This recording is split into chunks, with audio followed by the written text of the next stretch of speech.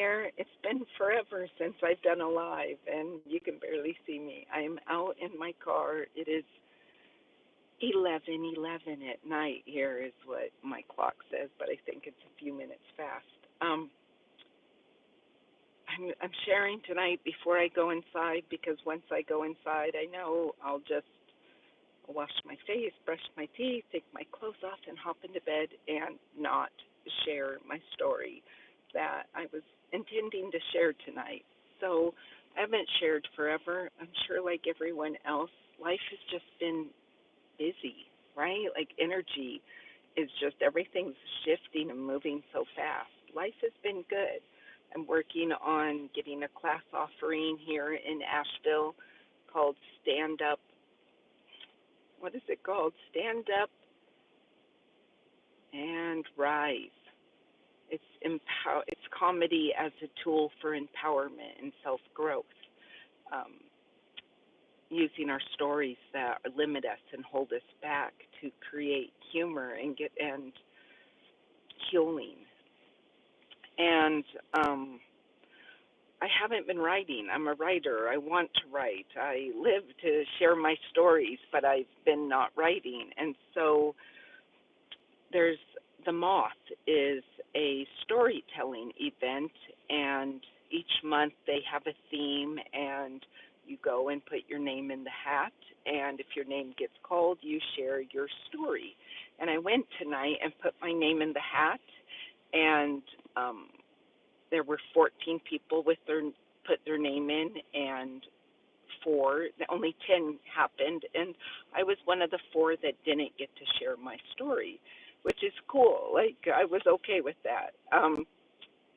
But then I felt like I'm supposed to share this story just for someone to hear. And so um, I'm going to share it here live since I haven't done a live forever before I go inside and tell myself that my story doesn't need to be shared. And here it is. This is the story I was going to share tonight at the Moth, and I'm sharing going live and then going to bed, going good night. My story is this. Oh, and one more thing. The theme for the night tonight was bloom. That was it should be a 5-minute story with the topic of bloom. And my story is this that I want to share. I hadn't known I was pregnant, but instinctively knew I was looking at my 6-week-old fetus in the toilet. It was Easter morning. I was single and alone. My mind wandered to another Easter, 29 years earlier. I was a different person, a naively optimistic 21-year-old holding my firstborn son. He was perfect. Life was perfect. I believed if you were a good person, good things would happen for you. I had proof of that. My second son was born 19 months later, just after my husband completed his training at the police academy, and just after I learned he was having an affair. I never held my baby. He was born 5 months premature, days after I lost all my amniotic fluid. I wondered what I had done wrong. Maybe I wasn't a good person. My husband and I stayed together, not because he apologized and said it was a one-time mistake, but because I was afraid of what people would say about a single mom with a young child. They would know I was unworthy. A year later, we had a beautiful baby girl. She was born the morning after her father shot and killed someone in the line of duty. As I held her, overcome with immense love, I couldn't shake the feeling that somewhere a mother was mourning her son. I didn't understand my mix of emotions between love and loss, and with no one to share them with, I did what I knew how to do. I buried my emotions. I continued to believe that love was something found outside of me, something to search for, to strive for. When I ended my marriage 5 years later, it wasn't because of the carefully crafted expectations, the need for an image-perfect home, for me to maintain a certain weight and appearance, for life to look just right. And it wasn't because his infidelity still lingered in my heart. Not really. I ended the marriage because I began having an affair with a married coworker. Didn't intend to fall in love. I just believed that if I somehow evened the score, the heaviness in my heart would ease.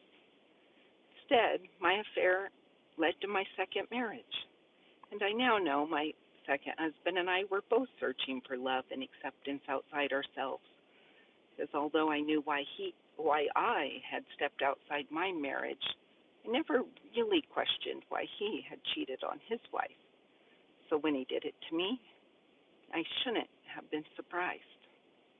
Our relationship ended the weekend of my 40th birthday. I then spent the next 10 years trying to find love online, mostly meeting guys who lacked authenticity or any genuine interest, and the few I had a connection with, well, they never lasted. Until one day, at 50 years old, I found myself staring into the toilet at my 6-week-old fetus, hit by a truth I could no longer ignore. I'd spent my whole life searching for love, never realizing how lost I really was.